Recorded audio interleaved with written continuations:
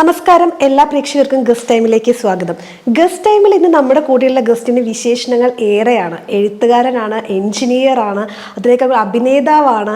എന്തൊക്കെയാ പറയേണ്ടത് നമുക്കറിയില്ല. അത്രത്തോളം വിശേഷണങ്ങളുള്ള ഒരാളാണ് നമ്മുടെ കൂടെയുള്ളത്. Welcome Shri Anil Connaught. നമസ്കാരം. നമസ്കാരം. ഓക്കെ, ഈ പറഞ്ഞ പോലെ ഞാൻ എവിടെ നിന്നാണ് തുടങ്ങേണ്ടതെന്നുള്ളത് എനിക്ക് അറിയുന്നില്ല. ഇതുപോലെ കുറേ വിശേഷണങ്ങളാണല്ലോ. അപ്പോൾ എനിക്ക് സ്റ്റാർട്ട് ചെയ്യുന്നത് എവിടെ നിന്നാണ് സ്റ്റാർട്ട് ചെയ്യേണ്ടത്? എഴുത്തിൽ തന്നെ സ്റ്റാർട്ട് ചെയ്യാം അല്ലേ? അതായിരിക്കും നല്ലത്. ഓക്കെ, കുറച്ചൊരു ഇഷ്ടമുള്ള സബ്ജക്റ്റ് അതാണ്. അതായത് എഞ്ചിനീയർ ആയിരുന്നു, ആ ജോലി ചെയ്തുകൊണ്ട് ഇരിക്കുന്നതിൻ്റെ ഇടയ്ക്കാണ് നമ്മൾ എഴുത്തിലേക്ക് വന്നത്. അപ്പം എഴുത്ത് എന്ന് പറയുമ്പോൾ ആദ്യം തന്നെ എന്താ ആ ഒരു ഫീലിങ്സ് എന്താണ്? എഴുത്ത് ഒരു ജീവിതത്തിൻ്റെ ഒരു ഭാഗം തന്നെയായിട്ടാണ് ചെറുപ്പം മുതൽ തന്നെ ഞാൻ കൊണ്ടുവന്നിരിക്കുന്നത്. അതിന് പ്രത്യേകിച്ച് സമയമോ അതിന് പ്രത്യേകിച്ച് കാലമോ ഒന്നും ആവശ്യമില്ല. അപ്പോൾ ജീവിതത്തിൽ ഏറ്റവും പ്രധാനപ്പെട്ട, അതായത് ഒരു എഞ്ചിനീയർ എന്നോ അല്ലെങ്കിൽ ഒരു പ്രവാസി എന്നോ അറിയപ്പെടുന്നതിലും ഒരു എഴുത്തുകാരൻ എന്നറിയപ്പെടാനാണ് ഞാൻ ഇഷ്ടപ്പെടുന്നത്. അതിനു വേണ്ടിയിട്ടാണ് ഞാൻ കൂടുതൽ കാലവും പരിശ്രമിച്ചുകൊണ്ടിരിക്കുന്നത്, ഇപ്പോഴും പരിശ്രമിച്ചുകൊണ്ടിരിക്കുന്നത്. അതോടൊപ്പം തന്നെ എൻ്റെ കർമ്മ മണ്ഡലത്തിൽ എനിക്ക് ചെയ്യാനുള്ള കാര്യങ്ങൾ ഞാൻ ചെയ്യുന്നുമുണ്ട്. അത് നമ്മുടെ ജീവിത മാർഗങ്ങളാണ്, ജോലിയും പ്രവാസവും ഒക്കെ. പക്ഷെ എഴുത്തെന്ന് പറയുന്നത് എൻ്റെ പാഷനാണ്, എനിക്ക് ഏറ്റവും ഇഷ്ടമുള്ള കാര്യമാണ്. അത് നമ്മുടെ കൂടെ അങ്ങനെ നമ്മുടെ കൂടെ തന്നെ ഉണ്ടാകും. 2017 ആദ്യത്തെ പുസ്തകം പ്രസിദ്ധീകരിക്കുന്നത് അല്ലേ? അതിന് മുൻപ് ഇല്ലല്ലോ? 2017 അല്ലേ പ്രസിദ്ധീകരിച്ചത്? എഴുത്ത് കൂടെ ഉണ്ടെങ്കിലും പ്രസിദ്ധീകരിക്കുന്നത് 2017 ഓഷ്യാനയിലെ ഗംട്രി. അങ്ങനെ ഒരു പേരിലേക്ക് എത്തിപ്പെടാനുള്ള ഒരു സാഹചര്യം എന്തായിരുന്നു? ഓഷ്യാനിലെ ഗംട്രി ശരിക്കും 2017 ഞാൻ എഴുതുന്നത്, ഒരു സിനിമയ്ക്ക് തിരക്കഥ എഴുതാൻ എന്നെ ഒരു കൂട്ടം ചെറുപ്പക്കാർ സമീപിക്കുകയാണ് ഉണ്ടായത്. ഓസ്ട്രേലിയയിലായിരുന്നപ്പോൾ കുറച്ച് കഥകളൊക്കെ എഴുതുമായിരുന്നു. മലയാളം അസോസിയേഷനിലൊക്കെ കഥകളും ഒക്കെ അവതരിപ്പിക്കുകയൊക്കെ ചെയ്യും. അങ്ങനെ ഒരു എഴുത്തുകാരനാകാൻ, ഞാൻ എഴുത്തുകാരനാണെന്ന് പറഞ്ഞുകൊണ്ട് നടക്കുന്ന ഒരാളാണ് ഞാൻ അന്നേരം ആ സാഹചര്യത്തിലും. അപ്പോൾ അവിടെ ഒരു എഴുത്തുകാരനായിട്ട് എസ്റ്റാബ്ലിഷ് ചെയ്യാൻ ഞാൻ ശ്രമിച്ചു. നമ്മുടെ മലയാളി അസോസിയേഷനായിട്ടൊക്കെ ബന്ധപ്പെട്ടു. അവിടെ നമുക്ക് മലയാളി അസോസിയേഷൻ്റെ ഒരു എഴുത്ത് കൂട്ടം ഉണ്ടായിരുന്നു. അപ്പോൾ അങ്ങനെ അവിടെയുള്ള ആളുകൾ, കുറച്ച് ആളുകൾ ചേർന്ന് ഒരു സിനിമ എടുക്കാനായിട്ട് ആഗ്രഹിക്കുകയും അവർ അതിനൊരു തിരക്കഥ എഴുതണം, പറ്റുമോ എന്ന് ചോദിച്ചുകൊണ്ട് എന്നെ സമീപിച്ചു. ജോണറൊക്കെ പറഞ്ഞായിരുന്നോ? ഒന്നുമില്ല. അവർക്ക് ഒരു ഓസ്ട്രേലിയയിൽ ഷൂട്ട് ചെയ്യാൻ പറ്റുന്ന ഓസ്ട്രേലിയൻ സാഹചര്യത്തിലുള്ളൊരു തിരക്കഥയായിരുന്നു ആവശ്യം. അപ്പോൾ ഞാൻ ശ്രമിക്കാമെന്ന് പറഞ്ഞു. ഞാൻ അതുവരെ തിരക്കഥയോ നോവൽ എഴുതിയിട്ടില്ല. ഓൺലൈനിലൊക്കെ എഴുതിയിട്ടുണ്ട്, പക്ഷേ നോവലോ അല്ല തിരക്കഥയോ ഒന്നും എഴുതിയിട്ടില്ല. എങ്കിലും എനിക്കൊരു ധൈര്യം, എഴുതാൻ പറ്റും. തിരക്കഥാകൃത്താവണമെന്ന് മനസ്സിൽ എവിടെയെങ്കിലും കിടന്നായിരുന്നോ? ഇല്ല, ഒരിക്കലും ആ സമയമില്ല. പക്ഷേ എനിക്ക് എന്തെങ്കിലും എൻ്റെ കാര്യങ്ങൾ ആരെങ്കിലുമൊക്കെ അറിയണ്ടേ. എൻ്റെ ഉള്ളിലുള്ള കാര്യങ്ങൾ എഴുത്ത് ഐഡിയ ആരൊക്കെ അറിയാം. തിരക്കഥ, എനിക്ക് തിരക്കഥ, കാരണം അതൊരു സിനിമയാകും എന്നുള്ളൊരു സ്വപ്നം അന്നുണ്ടായിരുന്നു. അന്ന് വളരെ സീരിയസ് ആയിട്ട് തന്നെയാണ് ആ കൈകാര്യം ചെയ്തത്. പക്ഷേ നിർഭാഗ്യവശാൽ ആ സിനിമയുടെ പ്രവർത്തകർ അതിൽ നിന്ന് പിന്മാറി. അവർ തമ്മിൽ ചെറിയ ഇഷ്യൂസൊക്കെ ഉണ്ടായി. അവർ സിനിമ ഡ്രോപ്പ് ചെയ്ത് വേണ്ടെന്ന് വെച്ചു. അങ്ങനെ വേണ്ടെന്ന് വെച്ചപ്പോൾ ഞാൻ എഴുതിയ തിരക്കഥ കംപ്ലീറ്റ് ആയില്ല. പക്ഷെ തിരക്കഥയ്ക്ക് വേണ്ടി ഒരു ഡ്രാഫ്റ്റ്, അതായത് ആദ്യം എഴുതാതെ തിരക്കഥ എഴുതാൻ പറ്റില്ല എനിക്ക്, കാരണം തിരക്കഥ എഴുതി എക്സ്പീരിയൻസ് ഇല്ല. അപ്പോൾ ആദ്യം ഒരു കഥ ഞാൻ നീണ്ട കഥ പോലെ എഴുതി വെച്ചു. അതിനുശേഷം തിരക്കഥയിലേക്ക് കടക്കുമ്പോഴാണ് ഇത് നടക്കുന്നില്ല, അവർ തമ്മിൽ പ്രശ്നങ്ങളൊക്കെ ആയി, വേണ്ട, ഡ്രോപ്പ് ചെയ്തു എന്ന് പറയുന്നു. അപ്പോൾ എൻ്റെ കയ്യിലിരിക്കുന്ന ഇത് എന്ത് ചെയ്യും എന്നുള്ളൊരു തോന്നൽ, നമ്മൾ ആരെയും കാണിക്കാൻ പറ്റാത്തൊരു സാഹചര്യം, സ്റ്റക്കായി. അപ്പോഴാണ് ഞാൻ ഇതിനുള്ള പോസിബിലിറ്റി, ഇതെങ്ങനെയെങ്കിലും പുറത്തേക്ക് എത്തിക്കണം എന്നുള്ള. ഓസ്ട്രേലിയയിൽ ഏറ്റവും വലിയ പ്രശ്നം, ഒരു പുസ്തകം നമുക്ക് പ്രസിദ്ധീകരിക്കുക എന്ന് പറഞ്ഞാൽ ഒരുപാട് കടമ്പകളുണ്ട്. നാഷണൽ ലൈബ്രറി ഓഫ് ഓസ്ട്രേലിയയുടെ പെർമിഷൻ കിട്ടണം. പിന്നെ അവരുടെ രാജ്യത്തിന് പ്രശ്നമാകാത്ത സബ്ജക്റ്റ് ആയിരിക്കണം. നമ്മൾ അയച്ചു കൊടുത്തു കഴിഞ്ഞാൽ അവർ ഇൻ്റർപ്രിറ്ററെ കൊണ്ട് അത് വായിച്ച്, ട്രാൻസ്ലേറ്ററെ കൊണ്ട് അത് വായിച്ച് നോക്കിയിട്ട് അത് ഉറപ്പാണ്, കുഴപ്പമില്ലെന്ന് കണ്ടു കഴിഞ്ഞാൽ മാത്രമേ അവരെ അപ്രൂവൽ തരുള്ളൂ. അപ്പോൾ അതുകൊണ്ട് തീർച്ചയായിട്ടും അത് നടക്കില്ല. അത് പുറത്ത് കാണിച്ചു കഴിഞ്ഞാൽ നമുക്ക് ഇവിടുത്തെ പോലെ ധൈര്യമില്ല. അവിടെ പുറത്ത് കാണിച്ചു കഴിഞ്ഞാൽ പ്രശ്നമാണ്, കാരണം സബ്ജക്റ്റ് മൈഗ്രേഷനാണ്. അതുകൊണ്ട് ഞാനത് കയ്യിൽ വെച്ചുകൊണ്ടിരുന്നു. കുറച്ച് നാൾ കഴിഞ്ഞപ്പം ഇത് ദൈവത്തിൻ്റെ ഒരു കയ്യൊപ്പുണ്ടാവാം. എൻ്റെ ഒരു സുഹൃത്തിനൊരു വർക്ക്ഷോപ്പുണ്ട്. അവിടെ സൗത്ത് ഓസ്ട്രേലിയൻ ഗവൺമെൻറ്റിൽ വർക്ക് ചെയ്യുന്ന, സൗത്ത് ഓസ്ട്രേലിയൻ യൂണിവേഴ്സിറ്റി വർക്ക് ചെയ്യുന്ന ഒരു പ്രൊഫസർ വരികയും, അങ്ങനെ എൻ്റെ സുഹൃത്ത് ആ പ്രൊഫസറെ പരിചയപ്പെടുത്തി, ഇത് എഴുത്തുകാരനാണെന്നൊക്കെ പറഞ്ഞു. അദ്ദേഹം കാണിക്കാൻ പറഞ്ഞു. ഒരു ദിവസം ഞാൻ ഈ കഥയായിട്ട് അദ്ദേഹത്തിൻ്റെ വീട്ടിൽ ചെന്നു. താങ്കൾക്കറിയാവുന്ന ഇംഗ്ലീഷിൽ ഇത് പറയാൻ പറഞ്ഞപ്പോൾ വളരെ നല്ല കഥയാണ്, ഇത് പ്രസിദ്ധീകരിക്കാൻ നമുക്ക് നാഷണൽ ലൈബ്രറിയിൽ അയച്ചു കൊടുക്കാമെന്ന് പറഞ്ഞു. നാഷണൽ ലൈബ്രറി അയച്ചു കൊടുത്തു. ഒരാഴ്ച കൊണ്ട് അതിൻ്റെ പെർമിഷൻ കിട്ടി. പിന്നെ പ്രിൻ്റ് ചെയ്യാനായിട്ട് അനുവാദം തന്നു. ഇവിടെയാണ് പ്രിൻ്റ് ചെയ്തത്. പ്രിൻ്റ് ചെയ്ത് കൊണ്ടുപോവുകയായിരുന്നു. ഓഷ്യാനയിലെ ഗംട്രി എന്ന പേരിലേക്കാണ് ഞാൻ വരുന്നത്. അതിന് മുമ്പ് കുറച്ച് കാട് കയറി പോയെന്ന് ഒന്നെങ്കിലും സാഹചര്യമാണ് അതിൻ്റെ. അതിനുശേഷം ഇവരെ സമ്മതിച്ചു, പേരിട്ടിട്ടില്ലെന്ന്. കാരണം ഞാൻ ഗംട്രി എന്നാണ് ആദ്യം പേരിട്ടത്. അതിന് ഇതിട്ടാണ് അയച്ചു കൊടുത്തത്. പേരിട്ട് അയച്ചു കൊടുക്കണം, തീരുമാനിച്ചിട്ടില്ല. അപ്പം അങ്ങനെ ആയി കഴിഞ്ഞപ്പോൾ ഗംട്രി ഞാൻ ഗൂഗിൾ സെർച്ച് ചെയ്തപ്പോൾ വേറൊരു നോവൽ ഗംട്രി എന്ന് പറഞ്ഞ് ഉണ്ട്. പിന്നെ അത് കുറച്ചുകൂടെ ആലോചിച്ചപ്പോൾ ഓഷ്യാനിയ എന്ന് പറയുന്ന സ്ഥലമാണ്. ഓസ്ട്രേലിയ, ന്യൂസിലൻഡ്, ഫിജിയൊക്കെ അടങ്ങുന്ന ഒരു ഏരിയ. അപ്പോൾ അവിടെ നടക്കുന്ന ഒരു കഥയായതുകൊണ്ട് ഓഷ്യാനയിലേന്ന് ഞാൻ എൻ്റേത് അങ്ങനെ ഒരു വാക്കില്ല. ഓഷ്യാനിയ എന്നാണ്. പക്ഷെ ഓഷ്യാനയിലെ എന്നുള്ളത് ഇംഗ്ലീഷും മലയാളവും കൂടെ ചേർന്ന് ഞാൻ ഇട്ട ഒരു പേരാണ് ഗംട്രി എന്ന് പറഞ്ഞിട്ട്. അതിനും കാരണം അതിലെ ഒരു പ്രധാന കഥാപാത്രം എല്ലാവരെയും സഹായിക്കുന്നു എന്ന് തോന്നലുണ്ടാക്കിയിട്ട് പിൻവാങ്ങുന്ന ഒരാളാണ്. കാരണം അവിടെ കാണാനുണ്ട്. അങ്ങനെ പുതുതായിട്ട് വരുന്ന ആളുകളെ നമ്മൾ ഹെൽപ്പ് ചെയ്യുന്നു, പക്ഷെ അവരെ ചൂഷണം ചെയ്യുന്നു. അങ്ങനെ അതിലൊരു കഥാപാത്രം ഉള്ളത് കൊണ്ട് ഗംട്രി എന്ന് പറഞ്ഞ മരവും യൂക്കാലിപ്സ് പോലെ വളർന്നു വരുന്നൊരു തണലേകുമെന്ന് വിശ്വസിക്കുന്ന ഒരു മരമാണ്. പക്ഷേ അതിൻ്റെ റൂട്ട് ക്ലിയർ അല്ലാത്തതുകൊണ്ട് അത് ചിലപ്പോൾ മറിഞ്ഞു വീഴാൻ സാധ്യതയുണ്ട് കാറ്റത്ത്. അതിൽ നിന്നാണ് ഈ ഗംട്രി എന്ന പേര് എനിക്ക് വന്നത്. അങ്ങനെയാണ് ഓഷ്യാനയിലെ ഗംട്രി എന്ന് പറഞ്ഞ പേര്. അത് കഴിഞ്ഞപ്പോഴത്തേക്കും അവാർഡ്സ് ആയിരുന്നു അതിന് പുറകെ വന്നത്. ഏതൊക്കെ അവാർഡ്സ് ആയിരുന്നു ഓഷ്യാനയിലെ ഗംട്രിക്ക് കിട്ടി? ഓഷ്യാനയിലെ ഗംട്രിക്ക് അഡലേഡ് മെട്രോപൊളിറ്റൻ അവാർഡ് കിട്ടി. ഓസ്ട്രേലിയ ആദ്യത്തെ മലയാളം നോവൽ എഴുതിയതിന് ഓസ്ട്രേലിയൻ ഗവൺമെൻറ് അഭിനന്ദിച്ചു. കാരണം അവരങ്ങനെയാണ്. കാരണം നമ്മൾ ഇൻ്റലക്ച്വൽ പ്രോപ്പർട്ടി എഴുത്തുകാരെന്ന് പറഞ്ഞാൽ അവർ സംരക്ഷിക്കും. അത് നമ്മൾ മൈഗ്രൻ്റ് ആണോ അല്ല വിദേശത്ത് നിന്നാണോ എന്നല്ല, ഒരു ലാംഗ്വേജിൽ ഒരാൾ എഴുതുക എന്ന് പറഞ്ഞാൽ അത് ഭയങ്കര കാര്യം. എൻ്റെ ക്രിയേറ്റിവിറ്റിയെ റെസ്പെക്ട് ചെയ്യുന്ന ആളുകളാണ്. അവർ റെസ്പെക്റ്റ് ചെയ്യും. അതിനുദാഹരണമാണ് എൻ്റെ ഓഫീസിൽ ഞാൻ ചെയ്ത ജോലി. ഓഫീസിൽ എൻ്റെ ബോസിൻ്റെ അലമാരിയിൽ എൻ്റെ ഓഷ്യാനയിലെ ഗംട്രി ഇപ്പോഴും ഇരിപ്പുണ്ട്. അതേപോലെ നാഷണൽ ലൈബ്രറി ഓസ്ട്രേലിയയിലും ഓഷ്യാനയിലെ ഗംട്രി പ്രദർശിപ്പിച്ചിട്ടുണ്ട്. അപ്പോൾ അവർ വളരെ അഭിമാനത്തോടു കൂടിയാണ് നമ്മളെ കാണുന്നത്. പിന്നെ പെർത്ത് കൾച്ചറൽ സൊസൈറ്റിയുടെ അവാർഡ് കിട്ടി. പിന്നെ മലയാളി അസോസിയേഷൻ അവിടുത്തെ എല്ലാവരും സംഘടിപ്പിച്ച് എനിക്ക് അവാർഡ് തന്നു. അങ്ങനെ 3 അവാർഡുകളാണ് അവിടെ നിന്ന് കിട്ടിയത്. ശേഷം ഞാൻ തിരിച്ചിവിടെ വന്നപ്പോൾ പരസ്പരം മാസിക എന്നൊരു മാസികയുണ്ട്. അത് വായനക്കൂട്ടം അവർക്ക് കൊടുത്തു. അവരത് വായിച്ചതിന് ശേഷം എനിക്ക് ആൻഡ്രൂസ് ഡാനിയൽ എന്ന് പറയുന്നൊരു ഇതുണ്ട് മീനിടത്തുള്ള, അതിൻ്റെ അവാർഡ് നിന്ന് പിന്നെ ഗോപി കടുങ്ങല്ലൂർ അവാർഡ്. അതായത് തിരക്കഥ എഴുതിയിട്ട് നമ്മളത് പുറം ലോകം കാണാതെ ഇങ്ങനെ ഇരുന്ന് പോകുമെന്ന് വിചാരിച്ചിരുന്ന ഒരിടത്തു നിന്നാണ് ഇത്രയും അവാർഡ്സിലേക്ക് നമ്മൾ. അതൊക്കെ ഒരു വിധിയായിട്ട് അങ്ങനെ. ഒരു എഴുത്ത് ചെറുപ്പം മുതൽ തന്നെ എഴുതുമായിരുന്നു. നാടകമായിരുന്നു കൂടുതലും താല്പര്യം. നാടകത്തിൽ അഭിനയിക്കുമായിരുന്നു. പ്രതിബിംബം. അതെ. അതെ. പിന്നെ സ്റ്റേറ്റ് പോളിടെക്നിക് കലോത്സവത്തിൽ എനിക്ക് മികച്ച നടനുള്ളത് കിട്ടിയിട്ടുണ്ട്. ഞാൻ തന്നെ എഴുതി സംവിധാനം ചെയ്തിട്ടുണ്ട്. ഒരുപാട് എൻ്റെ കൂടെ അഭിനയിച്ച ഒരുപാട് പേര് ഇവിടെ ഈ ഏരിയയിൽ തന്നെയുണ്ട്. നാടകത്തിലൊക്കെ ചെറിയ ചെറിയ റോളുകളിലുമൊക്കെ. അങ്ങനെ നാടകമായിരുന്നു ആഗ്രഹം. പക്ഷേ പഠന ശേഷം ജോലിയില്ലാതെ പറ്റില്ല എന്നായപ്പോൾ എന്നെ നാടകത്തിലേക്ക് കൊണ്ടുവന്ന് ഓണന്തുരുത്തി രാജശേഖരൻ എന്ന് പറഞ്ഞ ഒരാളാണ്. അദ്ദേഹം തന്നെ എന്നോട് പറഞ്ഞു, ഞാൻ ഈ നാടകം കൊണ്ട് നടന്നിട്ട് എനിക്ക് പ്രയോജനമൊന്നുമില്ല. പഠിച്ച തൊഴിൽ ചെയ്തതിന് ശേഷം അദ്ദേഹത്തിൻ്റെ നാവ് പൊന്നായ എന്നുള്ളതാണ്. നീ പഠിച്ച് ജോലി ചെയ്ത് സെറ്റായതിനു ശേഷം നിനക്കിതെല്ലാം പുറത്തേക്ക് എടുക്കാം എന്ന് പറഞ്ഞ് പിന്നെ ഞാൻ ജോലിക്കൊക്കെ പോകുമായിരുന്നു. പക്ഷെ എന്നാലും ചെറിയ കഥകളൊക്കെ എഴുതുമായിരുന്നു. ഒരുപാട് കഥകളൊക്കെ എഴുതുമായിരുന്നു. പക്ഷേ പുസ്തകമായിട്ട് ഇതൊരു യാദൃശ്ചികമായിട്ടാണ് ഈ ഓഷ്യാനയിലെ ഗംട്രി പുറത്തേക്ക് വരുന്നത്. ഈ ഓണന്തുരത്ത് പബ്ലിക് ലൈബ്രറിക്ക് ഒരു വലിയ സ്ഥാനം ഉണ്ടെന്ന് തോന്നുന്നു ഈ എഴുത്തുമായിട്ട്. അതിനെങ്ങനെയാണ് ഓർക്കുന്നത്? ഓണന്തുരത്ത് പബ്ലിക് ലൈബ്രറി ഞങ്ങളുടെയൊക്കെ ബാല്യം. ആ ബാല്യത്തിൽ പൊതുവിൽ പുസ്തകങ്ങൾ മേടിക്കാനുള്ള പൈസയോ അല്ലെങ്കിൽ അങ്ങനെ ഒരു സാഹചര്യത്തിലൊന്നും അല്ല വളർന്നത്. അപ്പോൾ വായന ഭയങ്കരമായ ഇഷ്ടമുണ്ടായിരുന്നു. ഇപ്പോൾ ഈ ലൈബ്രറിയിലാണ് പുസ്തകങ്ങളെല്ലാം. ലൈബ്രറി വന്ന് പുസ്തകങ്ങൾ വായിക്കും. ഇവിടെ ചെറുകഥ രചന, കവിതാരചന, ചെസ് കളി, അങ്ങനെയൊക്കെ സ്ഥിരമായിട്ട് കുറച്ച് നല്ലവരായ ആളുകൾ സ്ഥിരം നടത്തിക്കൊണ്ടിരുന്നു. അപ്പോൾ അതിലൊക്കെ കഥകൾ എഴുതും. അവരൊക്കെ പ്രോത്സാഹിപ്പിക്കും, സമ്മാനം കിട്ടും. അങ്ങനെ ആദ്യമായിട്ട് 4ാം ക്ലാസ്സിൽ പഠിക്കുമ്പോഴാണ് കാട്ടിലെ ഇലക്ഷൻ എന്ന് പറഞ്ഞ ഒരു വിഷയം തന്ന് ഇവർ ചെറുകഥാ രചനാ മത്സരം നടത്തുകയും കോമ്പറ്റീഷൻ നടത്തി. അതിൽ 10ാം ക്ലാസ് വരെയുള്ളവരായിരുന്നു. 1 മുതൽ 10ാം ക്ലാസ് വരെ പഠിച്ച കുട്ടികൾക്ക് വേണ്ടി നടത്തി. ഞാൻ 4ാം ക്ലാസ്സിൽ പഠിക്കുമായിരുന്നു. 1ാം സ്ഥാനം കിട്ടി.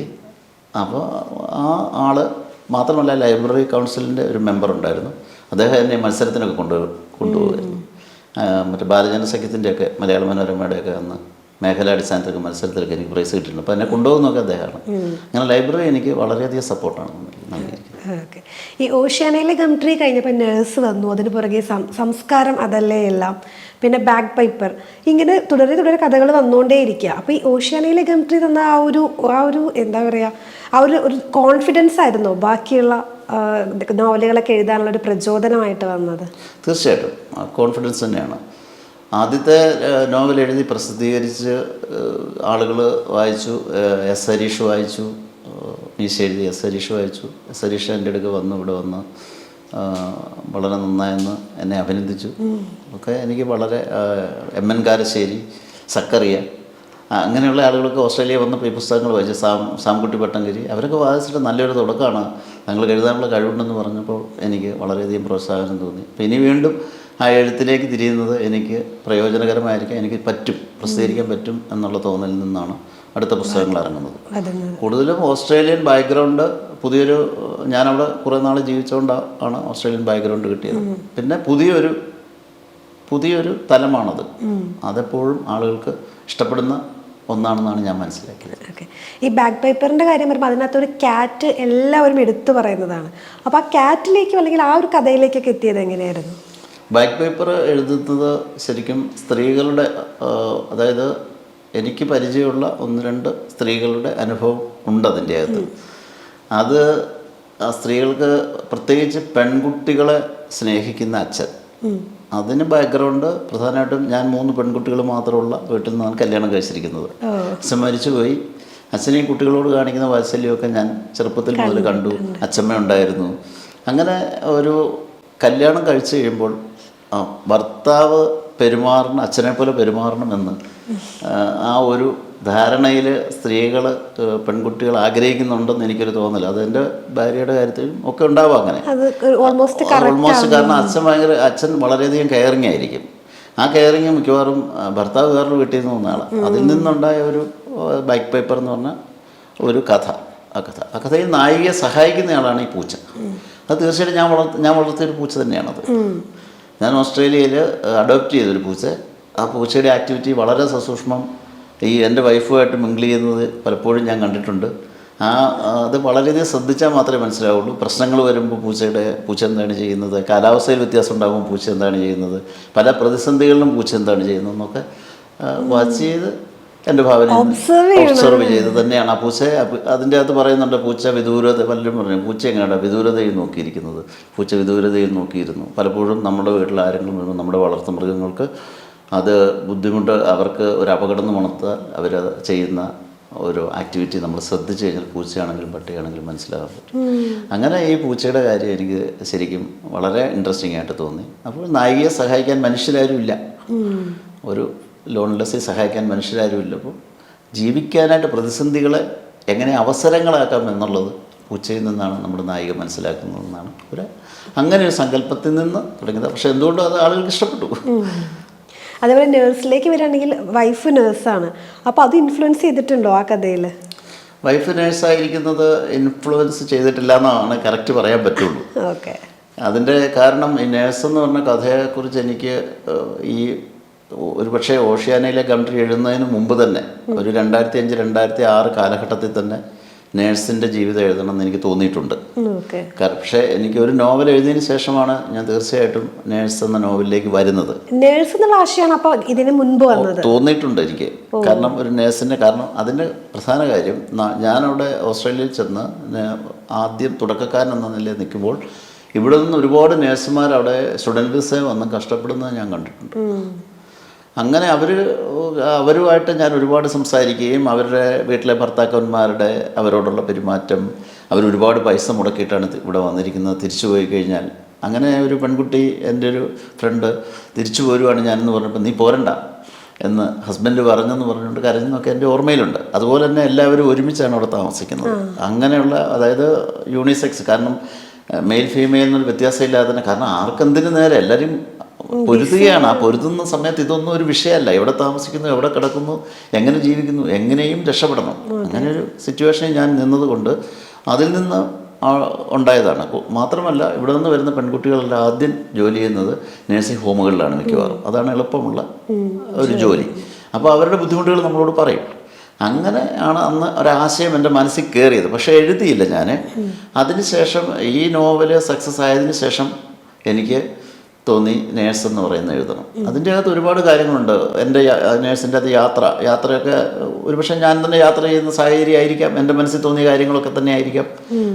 യാത്രയിൽ നമ്മളുടെ പ്രിയപ്പെട്ടവർ നമ്മൾ പോകുമ്പോൾ കരയുമെന്ന് തോന്നലുണ്ടാകും. പക്ഷെ അവർ നമ്മളെ കൊണ്ടാക്കിയിട്ട് അടുത്ത വണ്ടിക്ക് തിരിച്ചു പോരും. നമ്മുടെ കുട്ടികൾ നമ്മളെ കെട്ടിപ്പിടിച്ച് കരയുമെന്ന് നമ്മൾ പ്രതീക്ഷിക്കും. പക്ഷേ കുട്ടികൾ മറ്റുള്ളവരുടെ തോളിൽ കയറി. അതൊക്കെ ആ അനുഭവങ്ങളൊക്കെ ഒരുപക്ഷെ എൻ്റെ മനസ്സിൽ നിന്ന് തന്നെ ഉണ്ടായ യാത്രയിലുണ്ടായ അനുഭവങ്ങളെല്ലാം തന്നെ. പിന്നെ അതുപോലെ തന്നെ ഞാൻ ഓസ്ട്രേലിയയിൽ നിന്ന് അഡലേഡിൽ നിന്ന് റോക്സ്ബി ഡൗൺസ് എന്ന് പറഞ്ഞ സ്ഥലത്തേക്ക് 500 മൈൽ അകലെയാണ്. അതാണ് ഇതിൻ്റെ പശ്ചാത്തലം. അപ്പോൾ അവിടുത്തെ ജീവിതമൊക്കെ ഞാൻ കണ്ടത് ഒരു പരിധിവരെ നമുക്ക് ഈ നമ്മളുടെ യാത്ര അതിനൊരു പശ്ചാത്തലം ആദ്യമായിട്ട് പോകുന്ന ഒരാളുടെ കഥ തന്നെയാണത്. നേഴ്സിംഗ് സ്റ്റുഡൻ്റായിട്ട് ആദ്യം ഓസ്ട്രേലിയയിൽ ചെല്ലുന്നയാൾ, ആരും സഹായത്തിനില്ല, തന്നെ എങ്ങനെയൊക്കെ കാണുന്നു, ഒരു സംസ്കാരത്തിൽ നിന്ന് വേറെ സംസ്കാരത്തിലേക്ക് പോകുമ്പോഴുള്ള അവരുടെ മാനസിക ബുദ്ധിമുട്ട്, യാത്രയിലുള്ള ബുദ്ധിമുട്ട്. അപ്പോൾ ഞാൻ അതിൻ്റെ അത് ആദ്യം പറയുന്നുണ്ട്, യാത്രകൾ താൽക്കാലിക മരണമാണ്. ഇപ്പം ഈ എഴുത്തുണ്ട്, അതിൻ്റെ കൂടി ക്രിക്കറ്റ് അമ്പയറിങ്, അതിനോടൊരു ഇഷ്ടം, ഈ സ്പോർട്സിനോടുള്ളൊരു പ്രേമം ഉള്ളിലുണ്ടായിരുന്നോ? ഉണ്ടായിരുന്നു. ഓക്കെ.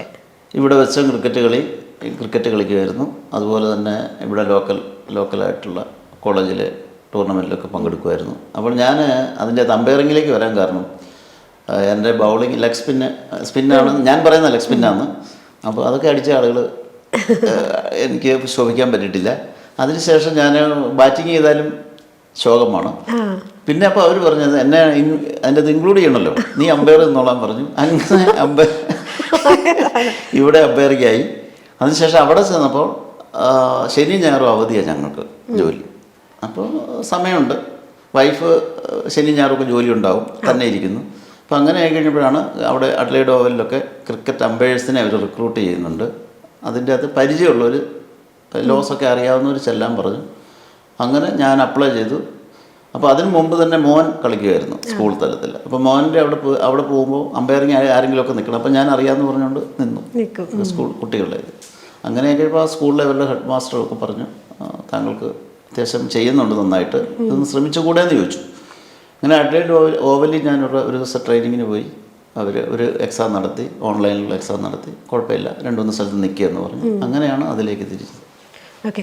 ഈ അമ്പയറിങ്ങിന് എടുക്കേണ്ട ഏറ്റവും വലിയൊരു ഡിസിഷൻ എടുക്കേണ്ട ഒരാളാണ്. അപ്പോൾ ഭയങ്കര പ്രഷറിൽ നിന്നൊരു ഡിസിഷൻ എടുത്ത ഏതെങ്കിലും ഒരു സംഭവം ഉണ്ടായിട്ടുണ്ട്? തീർച്ചയായിട്ടും ഉണ്ടായിട്ടുണ്ട്.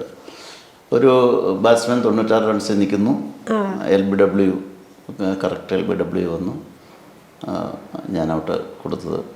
അത് ഭയങ്കര ഒരു പ്രഷർ, മൊത്തത്തിലൊരു വിഷയം എല്ലാവർക്കും ഉണ്ടായിട്ടുണ്ട്. പക്ഷേ ഞാൻ എൻ്റെ തീരുമാനത്തിൽ ഉറച്ചത്. അപ്പോൾ ക്യാമറ ചെക്ക് അങ്ങനെ അത് അത്രയും ഉള്ള ഒരു ഇൻ്റർനാഷണൽ കളിയിൽ നമ്മൾ എപ്പോഴും ലോക്കലായിട്ടുള്ള അവിടെ എല്ലാ ഇതിലും നാഷണൽ ലെവലിൽ അഡ്ലേഡിലും എല്ലാ സ്ഥലത്തും ക്രിക്കറ്റ് കളി ഉണ്ടാവും. അതായത് നമ്മുടെ കൗണ്ടി ക്രിക്കറ്റ് പോലെ അതുപോലെയുള്ള ക്രിക്കറ്റ് കളിയിലാണ്. നാഷണൽ ലെവലിലേക്ക് ഞാൻ മാറിയില്ല, ക്യാമറ ചെക്കിങ്ങിലേക്കൊന്നും പോയില്ല. കാരണം അതിനുള്ള സമയം കിട്ടില്ല, എന്നിറങ്ങി പോന്നു. ഒരു പക്ഷേ അവിടെ നിന്നിരുന്ന് തീർച്ചയായിട്ടും നമുക്ക് ബിഗ് ബാഷോ അതുപോലുള്ള ടൂർണമെൻറ്റുകളൊക്കെ നിയന്ത്രിക്കാൻ സാധിച്ചു. ഓക്കെ. അത് മിസ്സായി പോയെന്ന് തോന്നുന്നുള്ളൂ. ഇല്ല, തിരിച്ചു പോവാലോ അല്ലേ? അല്ല, അങ്ങനെയല്ല. നമുക്ക് അവസരങ്ങൾ വേറെ ഉണ്ടാകുന്നുണ്ടല്ലോ. അപ്പോൾ നമ്മളുടെ അവസരങ്ങൾ എവിടെയാണേലും ഒന്നും നഷ്ടപ്പെട്ടാൽ ഒന്നും നേടും എന്നുള്ളൊരു ശുഭാപ്തി വിശ്വാസമുണ്ട്. ഓക്കെ. ഇപ്പോൾ എഞ്ചിനീയർ, എഴുത്തുകാരൻ, ഈ പറഞ്ഞ ക്രിക്കറ്റ് അമ്പയർ, മൂന്ന് വ്യത്യസ്ത മേഖലയാണ്. അപ്പോൾ ഇവർ 3 പേരും തമ്മിൽ ഉള്ളിലൊരു ഏറ്റുമുട്ടൽ ഉണ്ടായിട്ടുണ്ടോ? ഇല്ലെന്ന് പറയാം. ഓക്കെ. അത് 3 ലൈഫ് തന്നെയാണ്. അതാണ് എപ്പോഴും നമ്മൾ കഥ എഴുതുന്നത് ജീവിതത്തെക്കുറിച്ചാണല്ലോ. അപ്പോൾ അത് ക്രിക്കറ്റ് അമ്പയറിനെ കുറിച്ച് നോവൽ എഴുതണമെന്ന് എനിക്ക് ആഗ്രഹമുണ്ട്. അതുപോലെ ഒരു എഞ്ചിനീയറിനെ പറ്റി എഴുതണമെന്നുണ്ട്. അപ്പോൾ അതിനൊക്കെ മേളിലാണ് എഴുത്തെന്ന് ഞാൻ വിശ്വസിക്കുന്നു. ഒരു അമ്പയർ ആകുന്നതിലും ഒരു എഞ്ചിനീയർ ആകുന്നതിലും അതൊക്കെ ആർക്കും ചെയ്യാവുന്ന ഒരു ജോലിയായിട്ടാണ് എനിക്ക് തോന്നുന്നത്, വിദ്യാഭ്യാസവും ട്രെയിനിങ്ങും ഉണ്ടെങ്കിൽ. പക്ഷെ ഒരു എഴുത്ത് ബോണഫൈഡ്, അതായത് എനിക്ക് കിട്ടിയ ഒരു പ്രിവിലേജ് അല്ലെങ്കിൽ എനിക്ക് കിട്ടിയ ഒരു അനുഗ്രഹമാണെന്നാണ് ഞാൻ വിശ്വസിക്കുന്നത്. ഈ എഴുത്തിൻ്റെ കാര്യം പറയുമ്പോഴേ എഴുതാനുള്ള ഒരു സറൗണ്ടിങ്സ് സെറ്റ് ചെയ്യണം, അല്ലെങ്കിൽ എവിടെയെങ്കിലുമൊക്കെ ഇരുന്ന് എഴുതിയാലും അത് വരും, അങ്ങനത്തെ ഒരു എഴുത്തുകാരനാണ്? എനിക്ക് പശ്ചാത്തലം വേണ്ട. എവിടെ ഇരുന്ന് കഴിഞ്ഞാലും എനിക്ക് എഴുതാൻ പറ്റും എന്ന് പറഞ്ഞാൽ എൻ്റെ താല്പര്യമാണ്. ചിലപ്പോൾ ഞാൻ വൈകുന്നേരം ജോലി കഴിഞ്ഞ് വന്ന് ചായ കുടിച്ചുകൊണ്ടിരിക്കുന്ന സമയത്തായിരിക്കാം എന്തെങ്കിലുമൊക്കെ എഴുതുന്നത്. ഒരിക്കലും ഞാനൊരു കഥയോ അല്ലെങ്കിൽ ഒരു നോവലോ അങ്ങനെ എഴുതുന്ന ഒരാൾ അങ്ങനെയൊന്നും ഞാൻ ചിന്തിക്കാറൊന്നുമില്ല. എനിക്കെന്തെങ്കിലും തോന്നുന്നു ഞാൻ എഴുതും, അത് എഴുതി വായിച്ചു നോക്കും. പിന്നെ ചിലപ്പം മദർലോ ഉണ്ട്, മദർലോ വായിച്ച് കേൾപ്പിക്കും. ആ പരിപാടിയൊക്കെ ഉണ്ട്. എനിക്ക് എൻ്റെ ഇരയാണ്. കേട്ടിട്ട് പോയാൽ മതി. ഇഷ്ടമില്ലെങ്കിൽ പറയും എനിക്ക് നടുവേദനയാണ്. കുഴപ്പമില്ല, കേട്ടാ മതി. അതെ അതെ അതെ, കേട്ടാൽ മതി. അപ്പോൾ നല്ലൊരു പ്രേക്ഷകയാണ് തീർച്ചയായിട്ടും. എൻ്റെ വൈഫും അതെ. കറക്ഷൻസ് പറയോ? അല്ലെങ്കിൽ കറക്ഷൻസ് അത് അവിടെ ഒന്നും ശരിയാക്കത്തില്ല, അല്ല അത് ശരിയായില്ല എന്നൊക്കെ പറയാറുണ്ട്. എന്ന് വെച്ചാൽ അമ്മ എപ്പോഴും ഇൻട്രസ്റ്റിംഗ് അല്ലാതിരുന്നു കഴിഞ്ഞാൽ ഞാനത് പോസ്റ്റ് ചെയ്യാറില്ല. ഇൻട്രസ്റ്റിംഗ് ആണെങ്കിൽ ആ കൊള്ളാന്ന് പറയും. ഞാൻ അത് ചോദിക്കാം, ഏത് ജോണേഴ്സാണ് ആളുകൾക്ക് കൂടുതൽ ഇഷ്ടം എന്നുള്ളത് നമുക്കറിയാൻ പറ്റില്ല. കാരണം എൻ്റെ തന്നെ ഞാൻ ചിലപ്പോൾ വളരെ വർക്കൗട്ട് ചെയ്തിട്ട് എഴുതുന്ന കഥകളുണ്ട്. വളരെ ബാക്ക്ഗ്രൗണ്ടും കാര്യങ്ങളും ഒക്കെ ആയിട്ട് എഴുതുന്ന കഥകൾ ചിലപ്പോൾ പ്രേക്ഷകർ അല്ലെങ്കിൽ ആളുകൾ സ്വീകരിക്കാതെ, ഓൺലൈനിലാണെങ്കിലും പബ്ലിഷ് ചെയ്താൽ ചിലപ്പോൾ സ്വീകരിക്കാതിരിക്കാം. പക്ഷെ ഞാൻ വളരെ സിമ്പിളായിട്ട് ഈ ഇടയ്ക്ക് കന്നഡ എന്ന് പറഞ്ഞൊരു കഥ എഴുതി. അതൊരു 5 മിനിറ്റ് 10 മിനിറ്റ് ജസ്റ്റ് ഒന്ന് ചുമ്മാ എഴുതിയിട്ട് ചുമ്മാ ഇട്ടു, ആരും വായിക്കണം. പക്ഷെ അതിന് ഭയങ്കരമായ പിന്തുണയാണ് കിട്ടിയത്. ഒരുപാട് പേര് അതിനെപ്പറ്റി സംസാരിച്ചു. അപ്പോൾ പ്രേക്ഷകരുടെ ടേസ്റ്റ് നമുക്ക് ഒരിക്കലും അറിയാൻ പറ്റുമെന്ന് എനിക്ക് തോന്നുന്നില്ല. എൻ്റെ വ്യക്തിപരമായ അഭിപ്രായം മാത്രമാണ്. അവരുടെ ടേസ്റ്റ് അറിഞ്ഞുകൂടാ, കാരണം ടേസ്റ്റ് വളരെയധികം മാറിക്കൊണ്ടിരിക്കും. എന്തായാലും സാറിനെ കണ്ടതിൽ വളരെയധികം സന്തോഷം. ഇത്രയും കാര്യങ്ങൾ നമ്മളോട് പങ്കുവെച്ചു. Thank you so much.